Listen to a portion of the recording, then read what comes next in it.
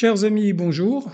Aujourd'hui, nous allons répondre à la question de Pascal qui me demande si le terme sumérien Urma désigne un peuple céleste mentionné dans la mythologie mésopotamienne.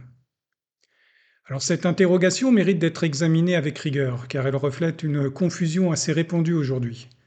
En effet, certains auteurs, notamment dans les milieux New Age, se sont appropriés le mot sumérien Urma et l'ont réinterprété comme le nom d'une entité extraterrestre ou d'une race venue d'ailleurs.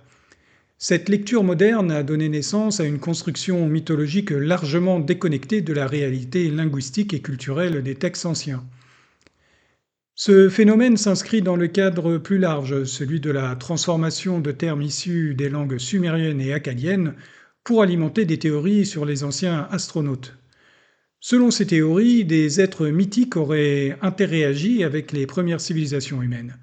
Toutefois, ces interprétations reposent souvent sur des approximations linguistiques et une lecture anachronique des sources. Dans cette présentation, nous reviendrons donc à l'origine du terme Urma, afin d'en comprendre le sens réel dans le contexte mésopotamien.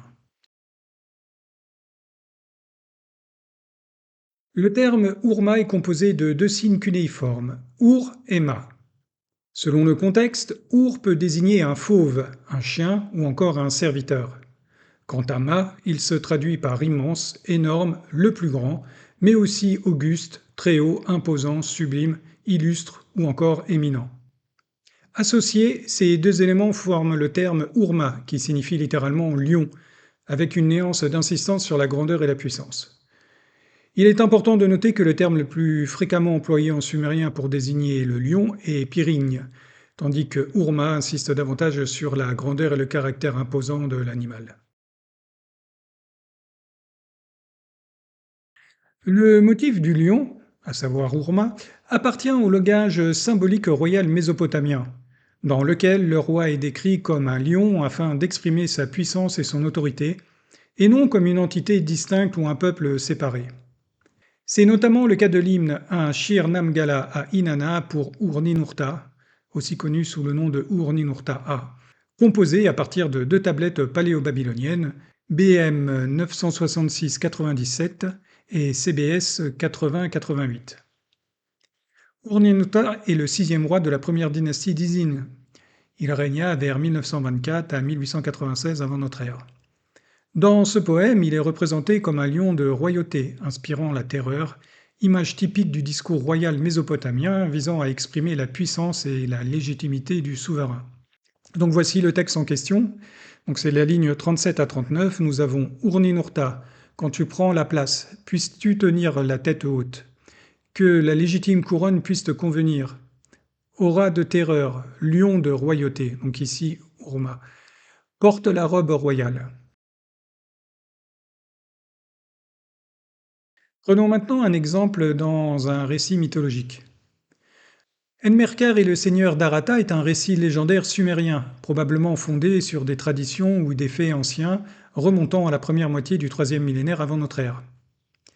Il appartient à un cycle de récits relatant les conflits entre Enmerkar, roi d'Uruk, et le souverain de la ville d'Arata. Dans le passage qui nous intéresse, le terme Urma apparaît au sein d'une liste d'animaux.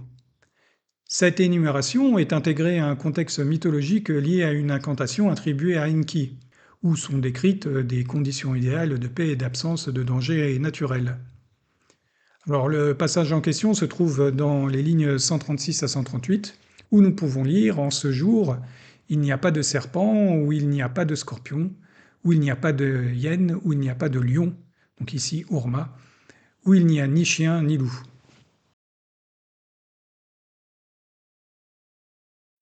Dans la tablette X3037, datée de la troisième dynastie d'Ur, on observe un usage très différent du terme Urma par rapport à son sens lexical de lion.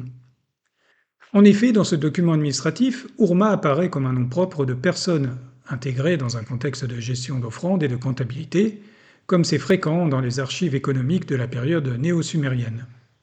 Ainsi, dans ce contexte précis, Urma n'est pas une entité mythologique, ni une catégorie zoologique, mais le nom d'un individu attesté dans une administration réelle de la troisième dynastie d'Ur.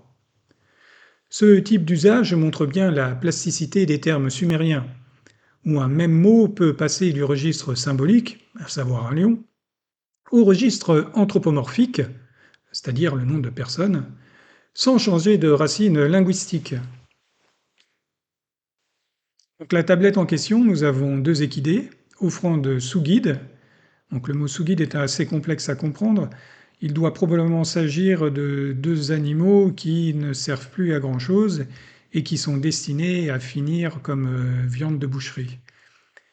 Au nom d'Ourma, le 17e jour, du conte d'Ur Kununa, sorti des registres, mois fête de l'Oubi, année quand Shusin, roi d'Ur, a façonné le grand bateau Magour d'Enlil et de Ninlil.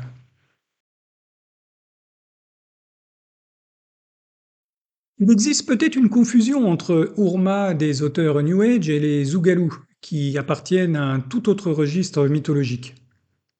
Les Ougalous sont des démons tempêtes représentés avec un buste humain, une tête de lion et des serres d'oiseaux. Ils apparaissent dans l'iconographie mésopotamienne sous forme d'amulettes protectrices et de figurines apotropaïques en argile, notamment au début du deuxième millénaire avant notre ère. Dans l'Enuma Elish, le premier Ougalou fait partie des 11 monstres créés par Tiamat pour anéantir les jeunes dieux. Il est ensuite capturé et soumis par Marduk après la mort de Tiamat et de Kingu.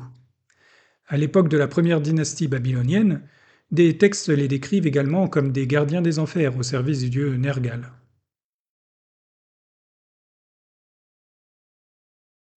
L'analyse des sources cunéiformes, qu'elles soient lexicales, littéraires ou administratives, montre clairement que le terme Urma désigne simplement un lion, utilisé soit comme un mot courant, soit comme une image symbolique de puissance dans le discours royal et religieux.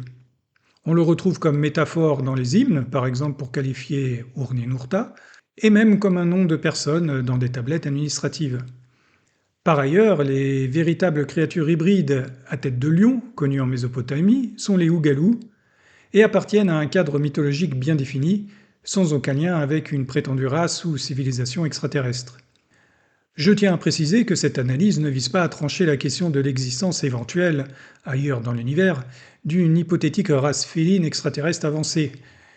Elle a pour seul objectif d'établir un point précis. Le terme sumérien Urma ne désigne en aucun cas une telle réalité.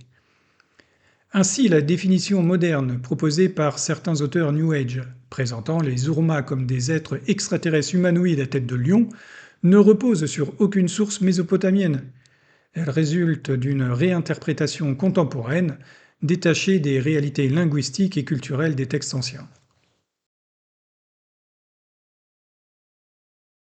Voilà, c'est tout pour aujourd'hui. Si vous avez des questions sur les Urma sumériens, n'hésitez pas à me contacter, je me ferai un plaisir de vous répondre. Encore merci et à la prochaine.